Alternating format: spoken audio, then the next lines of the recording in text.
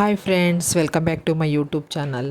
ಇವತ್ತು ಸೋರೆಕಾಯಿಯಿಂದ ಒಂದು ಸ್ಪೆಷಲ್ ರೆಸಿಪಿನ ಮಾಡ್ಕೊತಾ ಇದ್ದೀನಿ ನೋಡಿ.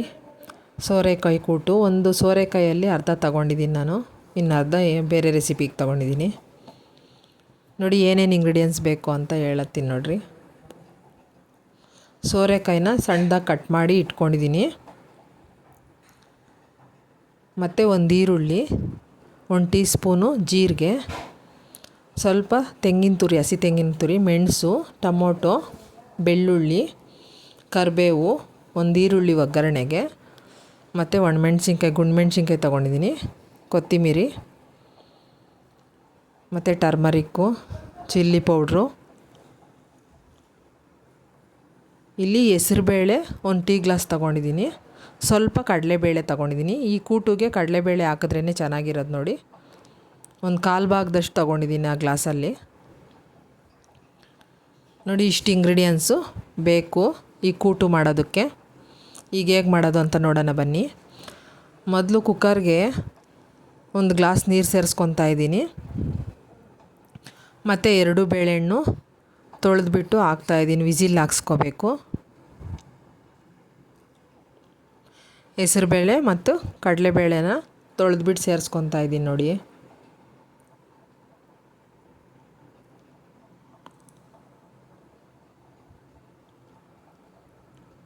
ಈಗ ಲಿಡ್ ಕ್ಲೋಸ್ ಮಾಡಿ 2 ವಿಸಿಲ್ ಹಾಕ್ಸ್ಕೊತೀನಿ. ಹೆಸರುಬೇಳೆ ಬೇಗ ಬೇಯುತ್ತೆ. ಈಗ ಮಿಕ್ಸಿ ಜಾರ್ಗೆ ಸ್ವಲ್ಪ ಕಾಯಿ ತುರಿ ಮತ್ತು ಮೆಣಸು, ಜೀರಿಗೆ,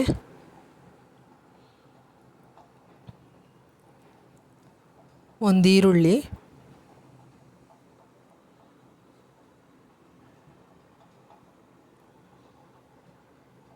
ಇಷ್ಟನ್ನ ಹಾಕಿ ರುಬ್ಕೋಬೇಕು ನೋಡಿ. ಈಗ ನೋಡಿ ವಿಸಿಲ್ ಹೋಯ್ತು, ಬೇಳೆ ಬೆಂದಿದೆ. ಕಡಲೆಬೇಳೆ ಸ್ವಲ್ಪ ಹಂಗೆ ಇದೆ, ಆದರೂ ಪರವಾಗಿಲ್ಲ, ನಂಚ್ಕೋಬೋದು ಅದನ್ನು ನೋಡಿ. ಈಗ ಒಗ್ಗರಣೆಗೆ ಬಾಣಲಿನ ಇಟ್ಕೊಂಡಿದ್ದೀನಿ, ಸ್ವಲ್ಪ ಎಣ್ಣೆನ ಸೇರಿಸ್ಕೊತಾ ಇದ್ದೀನಿ ನೋಡಿ.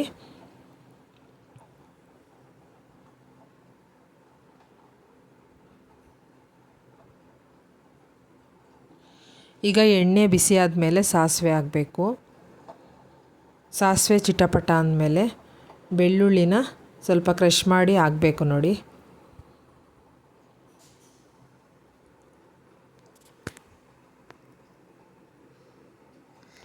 ಈರುಳ್ಳಿ, ಕರಿಬೇವು ಹಾಕಬೇಕು.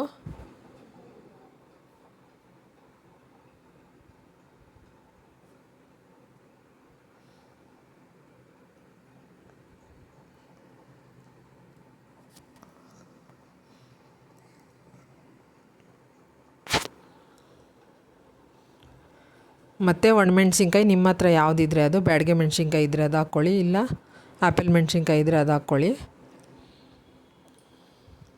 ಸ್ವಲ್ಪ ಕ್ರಷ್ ಮಾಡಿರೋ ಬೆಳ್ಳುಳ್ಳಿ ಮತ್ತು ಈರುಳ್ಳಿ, ಕರಿಬೇವು ಇಷ್ಟನ್ನ ಒಗ್ಗರಣೆಗೆ ಹಾಕ್ಕೋಬೇಕು.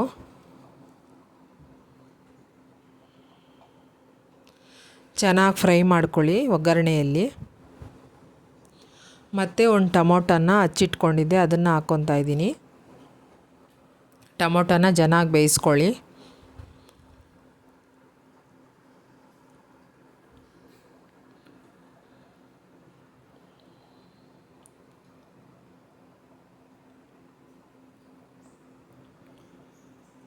ಈಗ ಟೊಮೊಟೊ ಸ್ವಲ್ಪ ಫ್ರೈ ಆದಮೇಲೆ ಸೋರೆಕಾಯಿ ಕಟ್ ಮಾಡಿ ಇಟ್ಕೊಂಡಿದ್ದೀವಲ್ಲ, ಅದನ್ನು ತೊಳೆದು ಹಾಕ್ಕೊತಾ ಇದ್ದೀನಿ.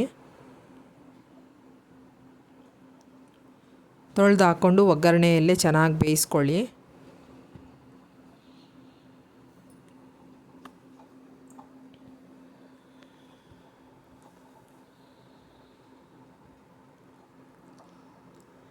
ನಮ್ಮ ಚಾನಲ್ನ ಇನ್ನೂ ಯಾರು ಸಬ್ಸ್ಕ್ರೈಬ್ ಮಾಡದೆ ನೋಡ್ತಾ ಇದ್ದೀರಾ, ಪ್ಲೀಸ್ ಸಬ್ಸ್ಕ್ರೈಬ್ ಮಾಡ್ಕೊಂಡು ನೋಡಿ.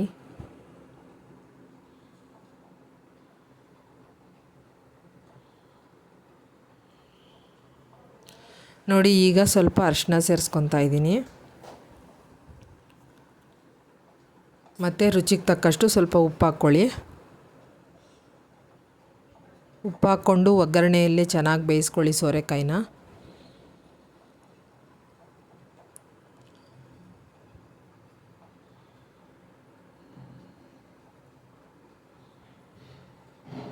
ಇಸ್ಕಿ ನೋಡಿದಾಗ ಗೊತ್ತಾಗುತ್ತೆ ಬೆಂದಿದೆಯೋ ಇಲ್ವೋ ಅಂತ. ಈಗ ಸ್ವಲ್ಪ ಚಿಲ್ಲಿ ಪೌಡ್ರ್ ಹಾಕ್ಕೊತಾ ಇದ್ದೀನಿ. ನಿಮ್ಮ ಖಾರಕ್ಕೆ ತಕ್ಕಟ್ಟಾಗ ಹಾಕ್ಕೊಳ್ಳಿ. ಚಿಲ್ಲಿ ಪೌಡ್ರ್ ಹಾಕ್ಕೊಂಡು ಚೆನ್ನಾಗಿ ಕಲಿಸ್ಕೋಬೇಕು.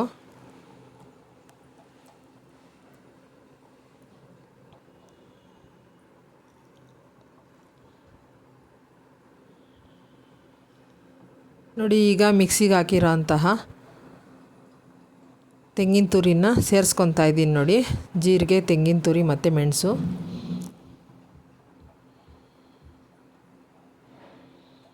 ಸೇರಿಸ್ಕೊಂಡು ಎಲ್ಲ ಬೆರೆಸ್ಕೋಬೇಕು. ರಾಸ್ಮೆಲ್ ಹೋಗೋವರೆಗೂ ಚೆನ್ನಾಗಿ ಕಲಿಸ್ಕೊಳ್ಳಿ.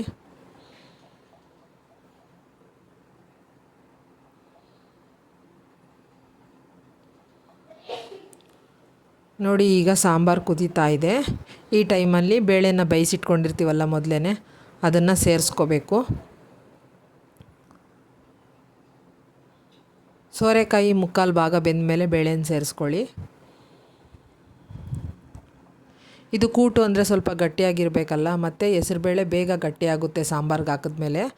ಆದ್ದರಿಂದ ಮೊದಲೇ ಬೇಯಿಸಿಟ್ಕೊಳ್ಳಿ. ಮುಕ್ಕಾಲು ಭಾಗ ಬೆಂದ ಮೇಲೆ ಈ ಬೇಳೆನ ಸೇರಿಸ್ಕೊಳ್ಳಿ.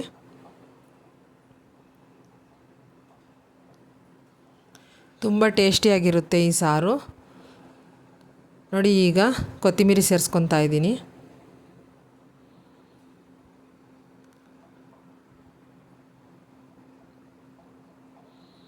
ಕೊತ್ತಂಬರಿ ಸೇರಿಸ್ಕೊಂಡು ಚೆನ್ನಾಗಿ ಕಲಿಸ್ಕೊಳ್ಳಿ.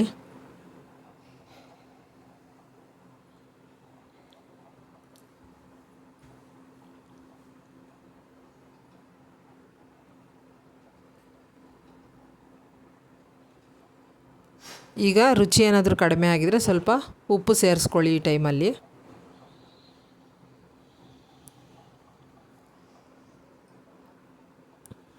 ಹೋಟ್ಲುಗಳಲ್ಲೆಲ್ಲ ಇದೇ ಥರನೇ ಮಾಡೋದು ನೋಡಿ.